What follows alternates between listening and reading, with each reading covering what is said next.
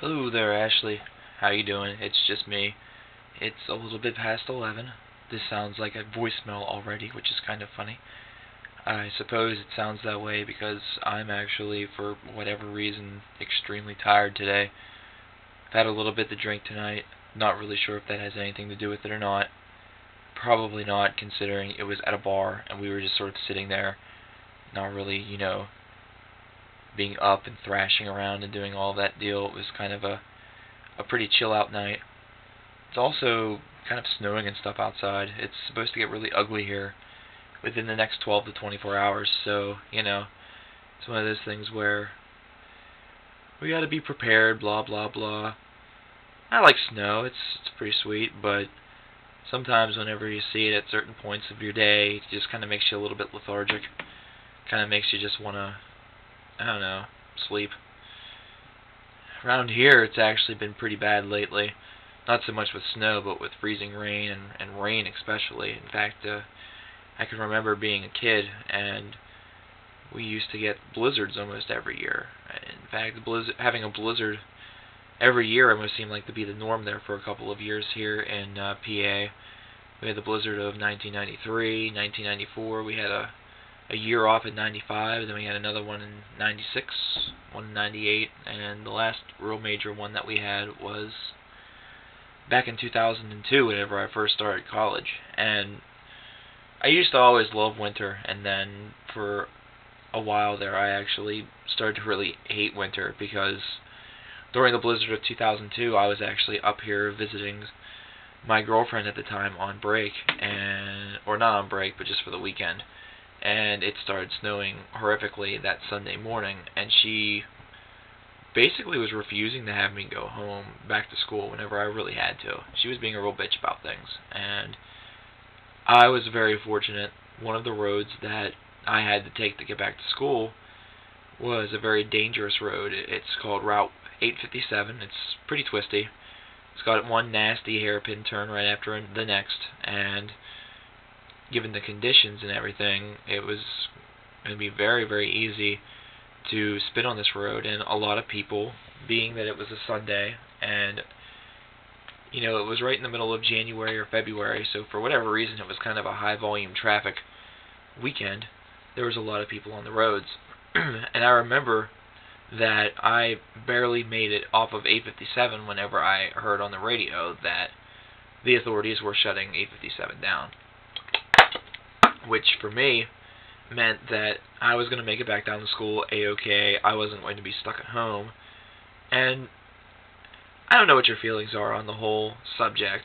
Maybe she was in the right, maybe I'm just overreacting, but in my personal opinion, her reasoning to have me not go back had nothing to do with safety. It had nothing to do with, well, if you're on the road, you may actually get yourself into a car accident, get injured, get hurt. It wasn't really a concern about my personal well-being. It was just for personal gain. And at this point, I was starting to get a little bit annoyed with her, a little bit, pissed off at her, because I would do these things. I would come up on the weekends in order to see her, and at first it was pretty cool. We would hang out a lot, and of course things would happen as it should with couples like that and everything. I mean, you only get to see each other 2.5 days out of the week, tends to get things give things a little bit more meaning. And after so long, she got herself a little part-time job, or just became too busy, and it just became laying around and doing nothing and really kind of avoiding one another. Not so much avoiding one another in person, but avoiding one another through, the touch and through the personal, things, sex and all that. And it just, you could definitely tell that things were going downhill in a hurry. And I remember at one point, a couple of months before we broke up, she suggested that we just be fuck buddies. And to be honest with you, I have never been really too down for that, no matter what I have kind of portrayed on GT or anything like that. It's never been something that's really appealed to me.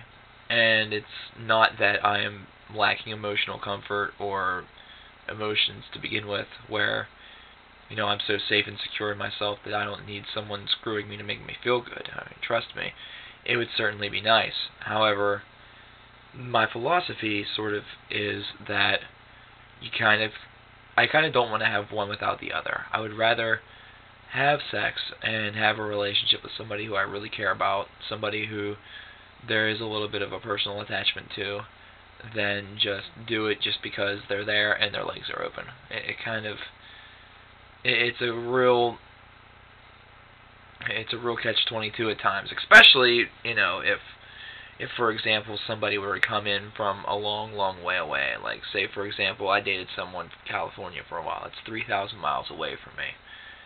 Now, there's absolutely no way that if she were to come all that way over here, or if I were to go all the way over there, that if the opportunity of sex arose and we both had mutual feelings towards one another, that I would not do it. Simply because whenever you're making an effort to travel that long just to see another person, and really just for that reason, no ulterior motive, just to see that person, it's kind of difficult if you're both feeling it, if you're both, really in, I don't want to say in the mood, because it kind of deflates the value, but if you both have those mutual feelings, it's just that the distance alone makes it very difficult to act upon. It's kind of difficult to say no to something that you might be able to get a 1 or 2 time taste of, and then kind of have to be satisfied with that.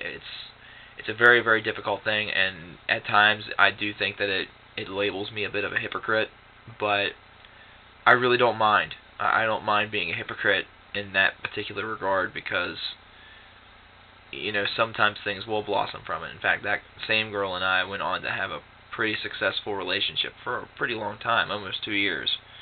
And it didn't work, obviously, considering I'm single, and my whole situation. But it's just, the point of the matter really is that if I would have just sat there and just kind of sat with my hands underneath my ass,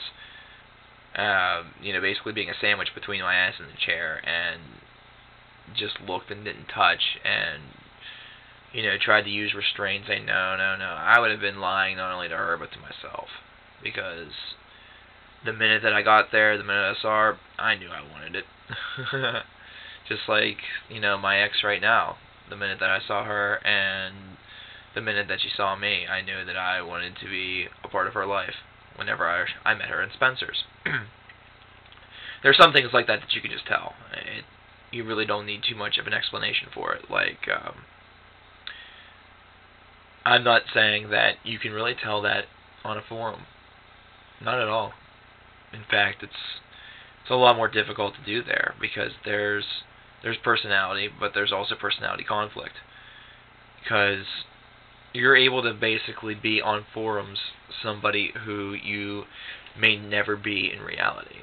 And that's something that I've always found really intriguing. Not so much the people who are genuine about who they are, because those are the people, in my opinion, that really have the lives.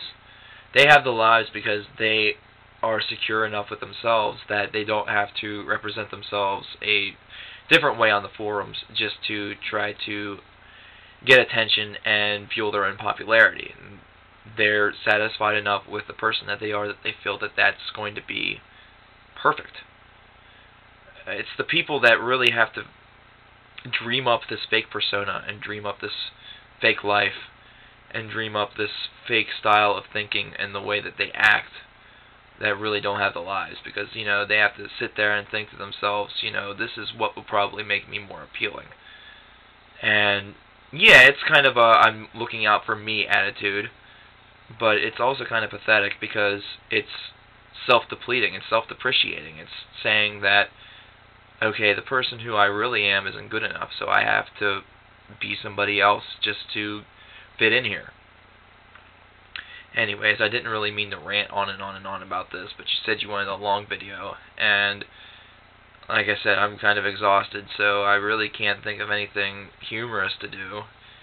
But I also knew that the sound of my voice soothed you and made you happy, and I'm all for making people happy that deserve to be happy.